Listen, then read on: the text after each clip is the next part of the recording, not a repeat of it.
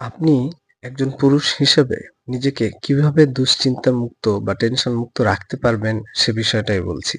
সেটা হচ্ছে আমরা বাসা থেকে বেরোনোর পূর্বে অনেক কিছু গন্তব্যস্থলে যাওয়ার পরে দেখা যায় যে অনেক কিছু পাশে নেই। আনতে ভুলে গেছি। সো এটার সমাধান হচ্ছে আপনি একদিন একটা লিস্ট তৈরি করবেন যে, যে জিনিসগুলো বেসিক বাইরে বেরোনোর সময় আমার প্রয়োজন হতে পারে লাইক লিপ জেল, চাবি, ঠিক আছে? কোনো একটা মেডিসিন। সো এটা আপনি নোট করে রাখবেন।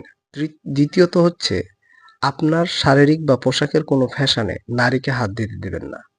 এটাতে খুব জটিলভাবে আপনি বিপদে পড়বেন। কারণ শরীর আপনার কিভাবে চললে ভালো ফিল করবেন সেটা কেবল আপনি জানেন।